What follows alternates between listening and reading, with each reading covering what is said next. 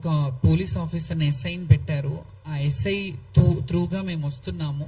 బయట మావురాల పెద్దమ్మ టెంపుల్ దగ్గర నుంచి మొదలుకొని అన్నీ మీరందరూ చూశారు సోషల్ మీడియాలలో, కొన్ని ఛానళ్ళల్లో కూడా మీరు చూసిందే. వేలాది మంది జనం మధ్యలో నేను బోనం తీసుకొని వచ్చాను. బ్యారికేడింగ్ చేశారు, చాలా బ్యారికేడింగ్స్. ఎన్ని బ్యారికేడింగ్ అంటే మీ అందరికీ తెలుసు, దాదాపు 7-8 బ్యారికేడ్స్ ఒకటే లైన్లో. మేము ఎప్పుడూ ఆడుకుంటూ వచ్చే లైన్ అది. ఆ ఒకటే లైన్లో చాలా బ్యారికేడింగ్స్ పెట్టారు. మొదటి నుంచే స్టార్ట్ అయింది అది. ఫస్ట్నే రోప్ పెట్టారు, రోప్ పైకి లేపుతుంటే దాని మీద నుంచి ఇంకా మేము కింద నుంచి వచ్చాము.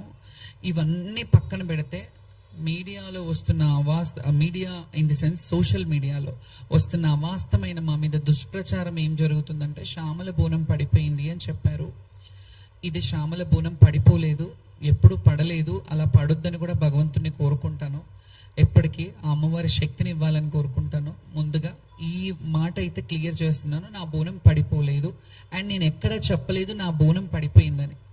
ఇది వాళ్ళే కొన్ని ఛానళ్ళల్లో, కొన్ని యూట్యూబ్ ఛానల్స్లలో కావచ్చు, సోషల్ సైట్స్లలో కావచ్చు, సోషల్ ప్లాట్ఫామ్స్లో కావచ్చు, వాళ్ళే ఇట్లా బోనం పడిపోయింది, అట్లా జరిగింది, ఇట్లా జరిగిందని చెప్పారు. నా బోనం ఎక్కడా పడలేదు. కాకపోతే ఎప్పుడు వచ్చే విధంగా మాత్రం రాలేదు. ఆటపాటలతో, దప్పు వాయిద్యాలతో అట్లా వస్తుంటే చాలా బ్యారికేడ్స్, అంటే ఒక దగ్గర వదిలేరు, మళ్ళీ ఇంకో దగ్గరకు వచ్చేసరికి ఇంకో బ్యారికేడ్. మీరు చెప్పినట్టు మాతో 5 మందిని పంపిస్తానంటే అది కూడా పంపించలేదు. ఒకరిద్దరిని లాస్ట్ వరకు, ఒకరినో ఇద్దరినో పంపించారు. ఒడిబియ్యం మిస్ అయిపోయాం మేము అక్కడే. ఒడిబియ్యం కూడా వెనక్కి అయిపోయినాయి. సరే ఇవన్నీ అయ్యాయి, సంతోషంగా వాయిద్యాలను పెడతానన్నారు. ఇదంతా తర్వాత చెప్తాను. ఫస్ట్ బోనం పడిపోయిందా లేదా అనే క్లారిటీ ఇస్తా. బోనం పడలేదు. ఇప్పటి వరకు అయితే నా ఇన్నేళ్ల చరిత్రలో, ఇన్నేళ్ళు నేను బోనాలు ఎత్తుతున్నాను, ఎప్పుడు పడలేదు. సో ఈసారి కూడా పడలేదు. కాబట్టి నా ఫ్యాన్స్కి, నన్ను నమ్ముకునే భక్తులకి, వీళ్ళందరికీ నేను ఈ విషయంగా మీకు చెప్తున్నాను ఈ ప్లాట్ఫామ్ విధంగా. అది ఆ వీడియోస్ కూడా పెడతాను, నేను నా ఇన్స్టాగ్రామ్లో పెడతాను. నేను వెళ్ళి బోనం ఎక్కించేది. కాకపోతే అసంతృప్తితో వెళ్ళిన మాట వాస్తవమే. ఎందుకంటే ఎప్పుడు ఆనందంగా ఆటపాటలతో, మీ అందరికీ తెలుసు, గత వీడియోలు చూస్తే వాయిద్యాల నడుమ, డప్పు సప్పుళ్ళ నడుమ అమ్మవారి పూనకంతో వెళ్ళే వాళ్ళము.